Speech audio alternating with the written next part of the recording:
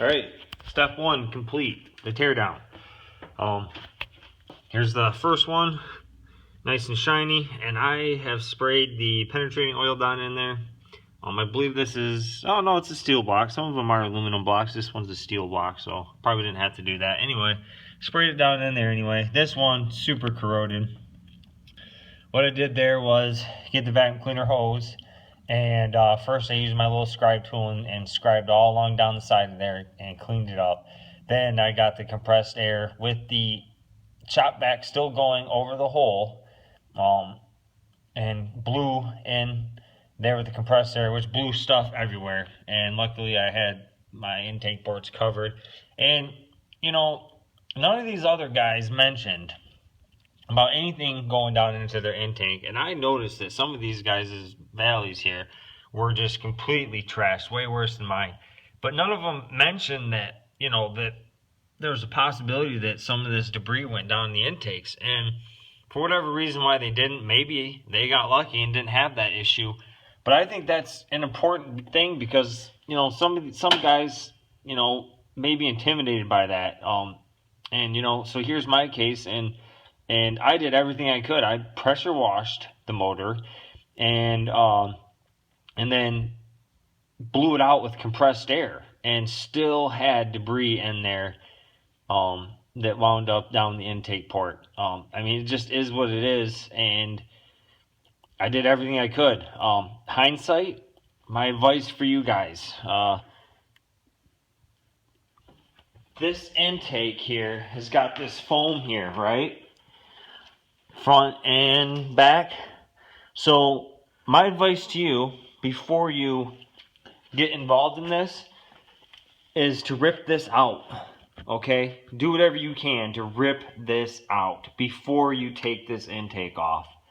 Front and back, rip it out, and then you can get in there with that pressure washer hose or even your garden hose, okay?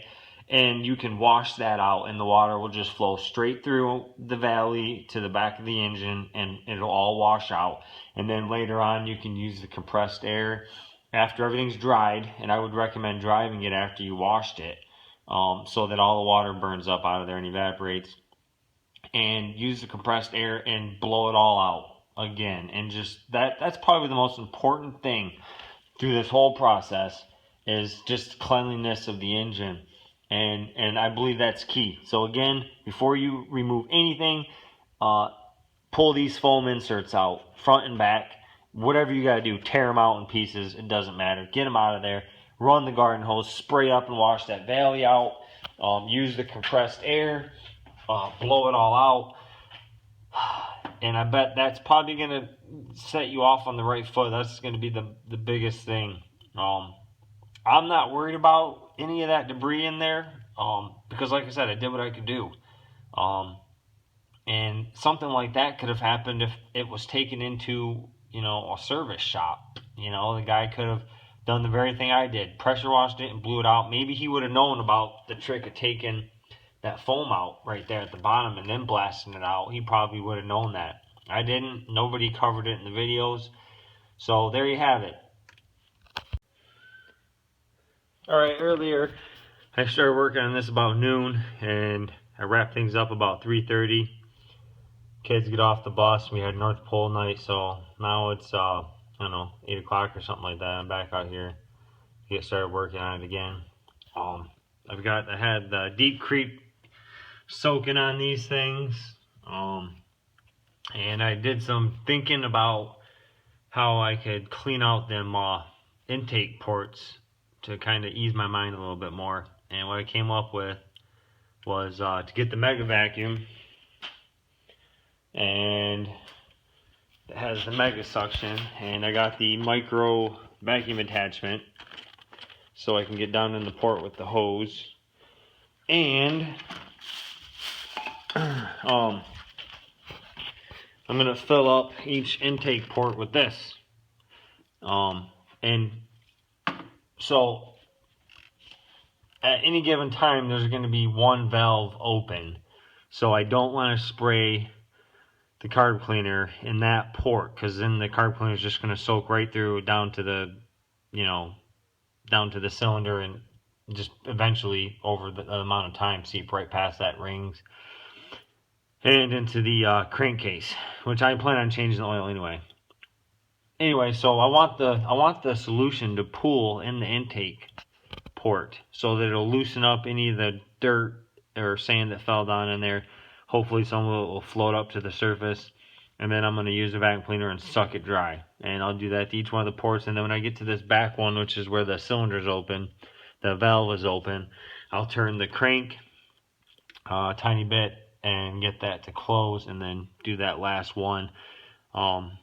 Again, I'm just, doing that to give myself some peace of mind. And I mean, after that, that's pretty much the extent to what I can do to try to clean those cylinders out.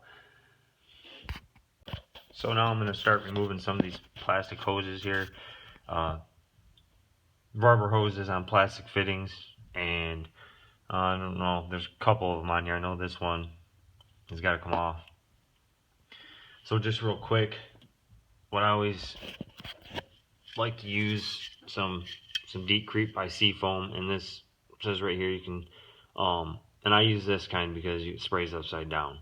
And if you read it, you can clean intakes, lubricate intake throttle bodies, so you don't have to worry about getting the overspray, and if it gets in the hose or gets sucked up into the intake, it's not going to hurt anything.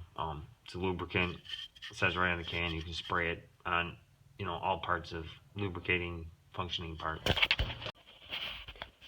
Real quick, what I do to prep my electrical connections: dielectric grease, and I just fill that burger right full. It'll displace and get everywhere it needs to be. Same thing with my plug, where those two metal contacts meet. And what I did, I bought this bottle probably 10 years ago, and 5 years after I bought it, it ran out of the propellant that pushes it out of the bottle, and it was still half full, so I just cut the bottle open and kept it in a Ziploc baggie, and it works. Okie dokie, I just finished up cleaning out every intake port, and you can see a difference. And as I was cleaning it out, a whole bunch of carbon buildup and gunk was just coming out all over the place, and I got to thinking, how much harm could that little bit of sand or dust could have done compared to all that carbon that was caking off the walls inside there. And anyway, I pulled up in each port, in each of those intake ports, I pulled up the carb cleaner, and this port here, the front passenger one and the rear driver one, will be open at the same time. So you got it. I mean, it'll look like it's closed, but it's not. So I just rotated the crankshaft, got this one closed, cleaned that one out, then rotated again when this one's open. That one will be closed, and got it cleaned out. So all 8 of them, I went through 30 ounces of carb cleaner, and I got them cleaned out pretty good. Then my go-to friend here, I sprayed some of this down in each of the ports and made sure I got that valve stem good and coated and where the valve seats. So there's a really good lubrication on that valve guide and that O-ring seal, so it's not totally going to be dried out and operating at startup dried out with no lubrication.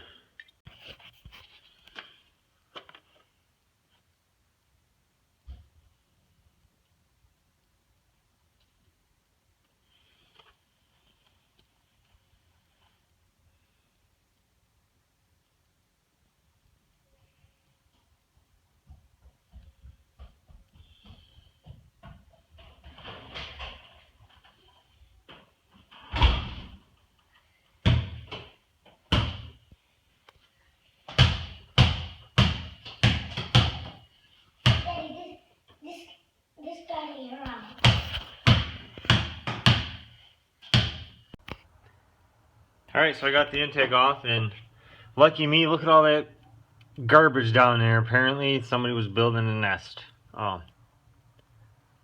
And despite blowing it out and pressure washing it, there's still quite a bit down in there. And I did notice sitting down on some of the intake valves, there happen to be some of these chips of nuts and everything else down in there. Not a lot. I don't know if I can capture any of it.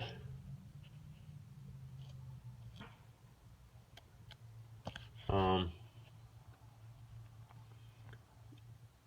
guess it's just not focusing. There's a little piece of something down there you can see. So it's pretty important to try to get this thing as clean as possible. Some more gunk down there sitting on it. I think this is the one that was open partially.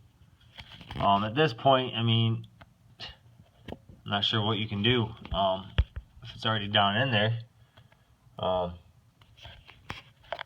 So what I do have here is my trusty shop vacuum cleaner that I use. I only use out in the garage, obviously, because you can see that's some pretty gunky stuff. So I wouldn't recommend using your household vacuum cleaner. Your wife probably wouldn't like that very much. So I'm just going to vacuum that out. I got the crevice tool. I'm going to use that to try to get down into that intake as best as possible and vacuum that out. Get it cleaned up, and then I'll start tearing into those knock sensors. Alright, so I got the intake off, and lucky me, look at all that garbage down there. Apparently somebody was building a nest.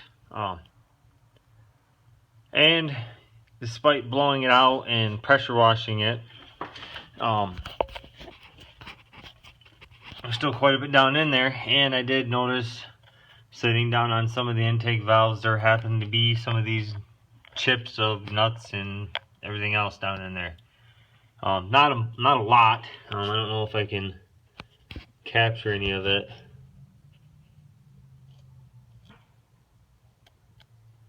I guess it's just not focusing. There's a little piece of something down there you can see. So it's pretty important to try to get this thing as clean as possible. Some more gunk down there sitting on it. I think this is the one that was open partially. At this point, I mean, I'm not sure what you can do if it's already down in there. So what I do have here is my trusty shop vacuum cleaner that I use. I only use out in the garage, obviously, because you can see that's some pretty gunky stuff. So I wouldn't recommend using your household vacuum cleaner. Your wife probably wouldn't like that very much. So I'm just going to vacuum that out. I got the crevice tool. I'm going to use that to try to get down into that intake as best as possible and vacuum that out. Get it cleaned up, and then I'll start tearing into those knock sensors.